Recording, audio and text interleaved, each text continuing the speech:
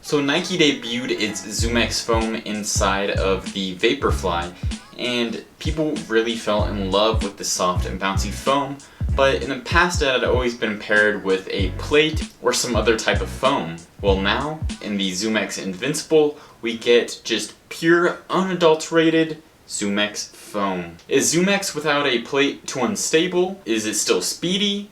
Or is it the shoe of your dream? Well, after various runs in the ZoomX Invincible, adding up to 100 miles, I'm ready to give you my full review.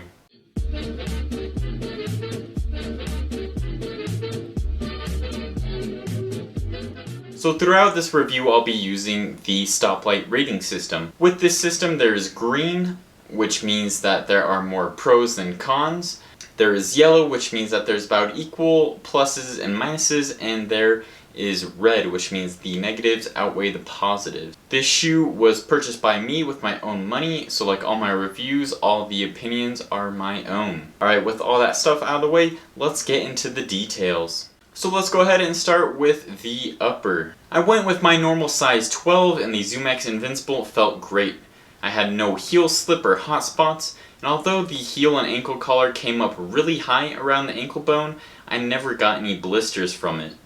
Although this shoe has Flyknit in its name, it isn't the stretchy sock-like upper you normally think of.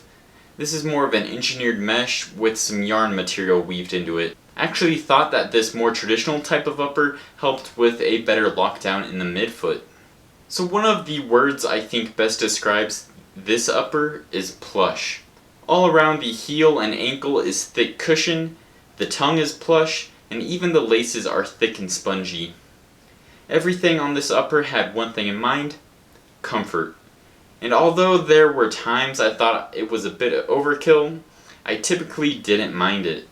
So with this Flyknit engineered mesh hybrid, it doesn't allow for a ton of breathability. The material is quite thick, so it can get a bit warm on hot days, but I've had shoes with worse uppers too.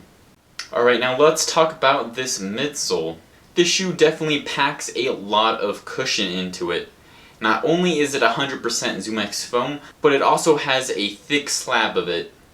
In the heel, it has a stack height of 39mm, and in the forefoot, it's 30mm, including the sock liner, which gives it a 9mm heel-to-toe drop.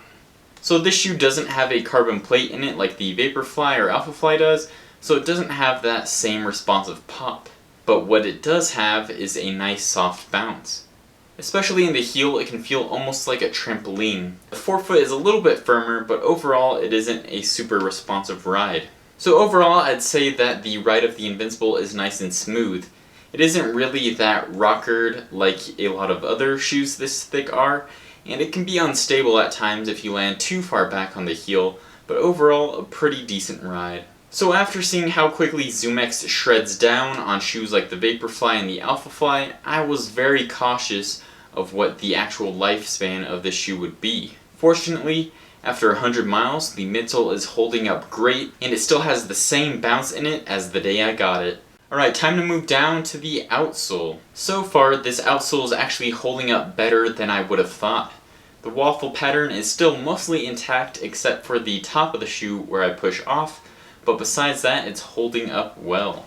The waffle lugs aren't overly aggressive, but I was still able to take them on a couple of easy trail runs without losing too much traction. They're definitely ideal for the road though, and I wouldn't use them as a trail shoe replacement. With all the shoe, and it is a lot of shoe, it comes in at 9.3 ounces in a men's size 9. This isn't light, but it's not too much heavier than the Hoka Clifton, and it is lighter than the Peg 38. Alright, now it's time for the run type stoplight portion of the review, where I go over speed day, everyday, long run day, and recovery day. So starting off with speed day, the ZoomX Invincible gets a red light. So I did really like the feel of the ZoomX on the forefoot when I was up on my toes, kind of picking up the pace a little, but unfortunately due to the overbuilt upper and the thick slab of foam in the heel, it just prevented me from wanting to do a full workout in the shoe and just felt that it kind of weighed me down. For everyday, the ZoomX Invincible gets a green light. So if you're a fan of max cushioning for your everyday trainers, then the ZoomX Invincible is a great option. I think that it's a durable workhorse that will be great for your everyday runs because it has a nice plush and secure upper and also that super cushion midsole. Long run day, the ZoomX Invincible also gets a green light. So I think as long as you aren't trying to do a race pace workout for your long run, then the ZoomX Invincible is a great option.